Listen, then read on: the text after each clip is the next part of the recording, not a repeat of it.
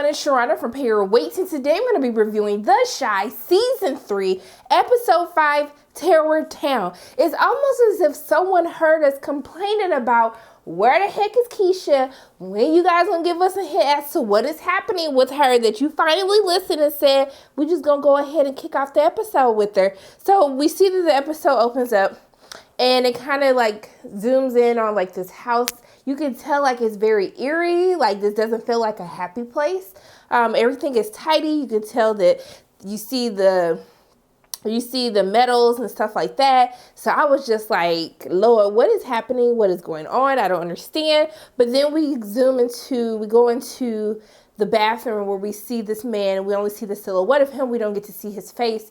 But he's bathing her, basically saying, I had to clean you up. You was dressed like a slut. And I was just like, oh my goodness, like what is happening right now? But I did like the transition that they had between her and Ronnie as he bathes her and puts her in the water. That then we go to Papa's daddy, his raggedy daddy. I gotta call him raggedy now because he's sitting up here taking payments from Camille and stuff. I'm trying to figure that out. But essentially, because I'm going to come back to Keisha, you guys. I'm going to end on Keisha because she made me mad at the end. I just need a moment, all right? So we see that Ronnie got baptized. I was like, y'all baptizing in this dirty water. I was like, I'm sorry, Lord. I know the whole point is like, we rededicating our life to you. But I was just like, that water dirty. Then I was like, why do you always got to hold us under the water for a long time? Like, I can barely breathe. Bring me back up. But yes, I'm sorry. I'm just happy that Ronnie gave his life to the Lord, okay? He's trying to be better. He's trying to be the person that Miss Ethel knew that he could be, okay? The war hero, okay? Not the screw up that we've come to know Ronnie as. But we see that Papa's dad, the pastor, he's getting him new clothes and stuff. But I was like, who put Ronnie in these boxers? Ronnie makes me feel like he's a boxer brief type of person. I was just like, these boxers are doing it for me. But he did look snazzy in his little suit. Ronnie be knowing how to clean up and stuff. Then I was like, did y'all see Ronnie giving the lady at the church the eyes? Like, I was like, okay. But then I like how he basically let them know about Juneteenth and stuff. Talk about the proclamation, Emancipation Proclamation. We weren't free till 2 years later. Okay? I'm just saying. But I like how we always see that at his core, Ronnie is a good person, right? And that Ronnie has lived this long life. Ronnie does know things. He's not just this screw up that we were kind of introduced to at the beginning of the series as a whole, that we're kind of seeing this progression. As I said, I hope that he actually stays on the road of, being on the up and up and doing good. I'm fingers crossed. I'm just saying. And then, is he going to get with the girl at church? I saw the way he was looking at her, had that little smile. I was like, what happened to Miss Charlene? No, but I'm just thoughts about it. But we see that he goes to check on Miss Ethel because there's this power outage that happens across all of the South Side. I said, how did the power outage only happen in the South Side and nowhere else in Chicago? Like, downtown was good, everything else was good. I was just like, this doesn't make sense, but it makes perfect sense at the same time. He goes to check on Miss Ethel. She's missing, but I was like, Miss Ethel is probably at her house. And so he ends up finding her, and I love how she recognizes who he is. Before, she said he looked like a bum. I don't know who you are. My grandson is a war hero.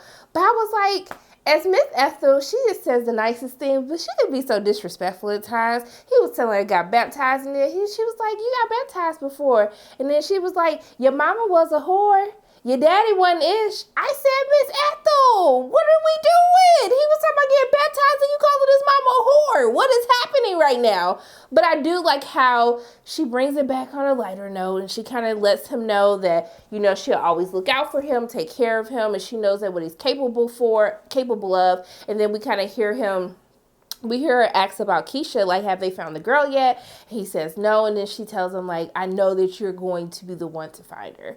And I thought that's so nice. I mean, if you wouldn't have said the mama was a whore, daddy was ish, that's just what really stuck to me, but I'm going to let it go. But can we talk about Otis real quick? And Candy, his wife, I forgot what her name is on the show, child.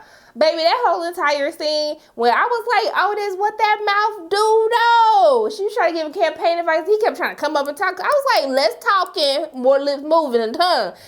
I don't even know what I'm talking about. I'm a virgin if my parents are watching. But the whole sex scene took me like entirely out. But he was getting it in, had her smear her lipstick and stuff on her teeth. I said, that's how you supposed to put it down, Otis.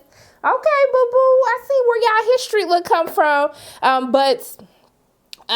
We see towards the end of the episode, this power outage happens. He's doing his PR and stuff. And I'm assuming that Candy's character works for the newspaper because she was like, oh, I'm going to make sure that you get in the papers or get the press coverage that you need. But I knew that he was having this good moment with Jake because she was like, hey, you need to use Jake more than what you've been using him for. But him and Jake have a nice conversation. You can kind of tell that he is having a positive he's a good positive role model since Jake doesn't necessarily know the doodah portion of Otis. But we see towards the end of the episode, he gets a text message saying, meet me out back. And then I knew as soon as that fool told him that he wouldn't know whatever merit that his teacher said he couldn't be like, I knew he was finna get the brakes beat off of him, and he did. He beat the brakes out that man so hard that Jake had to go run. He was scared for his life. He was shooketh and had to run to go find his brother Trigg. I was just like, I'm interested to see what Jake's reaction is going to be around Otis now that he's seen kind of the real side of him, right? So I guess we'll talk about his brother Trigg. He's still paranoid because him and Imani went in and basically pulled guns on the 63rd Street mob. They get a surprise visit from social services. Essentially, the lady's just going through her checklist, telling them what they need to fix. And then Trigg is an attitude. I'm like, sir, what are you, like, why are you tripping like this? Even Imani is looking like, sir, what is the problem right now? And so he go off on a lady. She basically like, dude, just get your stuff fixed. Then he talk about this, my wife. I'm sorry, is there a ring? Is there a marriage certificate? Like, why you just making stuff up? Just say it's your girl, your fiance, whatever. So we see that Imani kind of comes clean. We see she starts packing. He's like, what is going on? And I was like, dang, did I miss a fight or something? And essentially, she tells a story about how when she was 16, her dad caught her in drag. And essentially, her dad literally tried to kill her. And then she really had to go into fight or flight mode and kill her father. And so she didn't want to be a hindrance to Trigg as to why he wouldn't possibly be able to get Jake to come and live with him. And so I like how Trigg supports Imani to her core. No matter what has happened, he was like, dude, like, it was your life or your father's life. You did what you had to do, and I will stand by you. And I thought that was really sweet and really nice. And I'm interested to learn more about Imani because she still hasn't brought up, I feel like she was like those girls that they found in the house. I feel like she has another side that he necessarily doesn't know, but she hasn't necessarily alluded to that or not yet. So I'm just waiting to see what happens with that whole portion of it. But can I talk about Jada real quick? Because I was really confused about Jada's storyline. Just last episode, her and Tomas was going on their first date. Then he was talking about, oh, you coming to meet the family. I said, meet the family once again? What timeline are we on? How much time has transpired? Because I'm confused. Y'all was just going, it wasn't even your first date. You just said you was getting drinks. Y'all didn't even consider it a date. Now you're going to meet his parents? I was highly confused. Then when she said that Emmett not even 21, I said, Emmett not 20. How old is Emmett? He got all these kids. I'm just really confused right now. Then the whole conversation, I did feel like it was disrespectful to start speaking Spanish in front of Jada. If you asked her, does she speak Spanish? And she said she didn't. And I was like, you think they were talking smack? Because I feel like they were talking a little bit of smack. But then they laid a bombshell that Tomas used to be married. I was like, so how you going to meet the family, but you ain't told her that you used to be married? Then when she was like, oh, thank God. And I was like, girl, she passed away. What are you talking about? She's like, well, I'm just happy he wasn't living a double life. I said, Jada, baby girl. Girl, what you be doing? Like, don't say everything that comes to mind. You're such a good woman. You're such a beautiful, smart, intelligent, good mother, just good role model. But like sometimes you be saying stuff, I'd be like, girl, stop while you are still ahead. But I did like the little meditation thing she did in the mirror, like, I am worthy. Okay, I said I need to do that for myself. Okay, can Jada, can you tell me what the app was, sis, so I can go ahead and do that as well? Because I just need some affirmations for myself. But when he basically said, I'm glad she checked him about the wife thing, but when he said, we still getting to know each other. I said, sir, how we still getting to know each other, but you taking me to meet your family? Am I missing something? Like, because you taking me to meet the family. I feel like, well, you thinking about putting a ring on and stuff. I mean, we still getting to know each other. How me, your family, and I don't know about your dead wife. I'm just saying, but Tomas, I'm going to let it slide. She let it slide, so I'm going to let it slide too. But get it together, because I just don't understand. Now, the kids this week, I didn't feel like the kids had that much to warrant the screen time this week. Kevin, basically, Jake is having a hard time because both Papa and Kevin have girlfriends. He doesn't care for Gemma because he thinks she's bougie. And I like how she was like, don't make me apologize just because I was brought up. I had everything growing up or something like that. But even Maisha was giving her the business as well. And I was just like, ooh, child. When they were talking about, I don't know why they went on a ghost mission. I don't know what possessed these kids to go looking for ghosts. I just didn't understand that whole thing. But they were trying to figure out how to get home because of the blackout. And then Jim was like, well, I'm not scared. We could take this route. And I was like, sis, I know you're not scared, sis, okay? But if they telling you it's dangerous and they grew up in that life, it's probably dangerous, sis. Then halfway through the walk, she's talking about, I'm scared, Kevin, you not scared? He like, girl, no. This is like, we tried to tell you. I was just really confused the entire time. But I did think it touched my little soul when I saw Papa and Maisha, when he was like, I want you to be my lady. And when he was like, I'll pray for you even if we break up. That's what you need, somebody that is going to pray for your soul when you don't even know it. Even if y'all argue, y'all break up, that's what you need. And that really touched my heart and touched my soul. And even Maisha saying, well, I love that you worship the ground I walk on, but you have to have expectations for yourself as well, and who you're looking for, what you're looking for. I said, Papa, Maisha, can y'all give this word to the adults? Okay, give it to the adults, because some people still don't know what they need from their significant other. I was like, a word, all right, that entire conversation. But Emmett really disappointed me in this episode. Now, the whole time I was just like, you know what, Sonny started asking him the questions, because I was wondering, like, Sonny, you don't see your electricity bill going up? Ain't nobody seen that your light's still on? You ain't got no motion detectors, nothing letting you know that it's like people all up in and out of your shop? And so I like how he checked him when he tried to like get loud with him or whatnot. But him and Dominique, they was trying to, I'm still shocked that he has not tried to sleep with Dominique, because she sure been trying him and he been trying her. But maybe he gonna do right by Tiffany. I hope that he does. I hope he proves me wrong. But he wasn't proving Sonny wrong. So Emmett did make me upset, because when she was talking about the fruit critic who came and he was like, no, we just gonna give her this.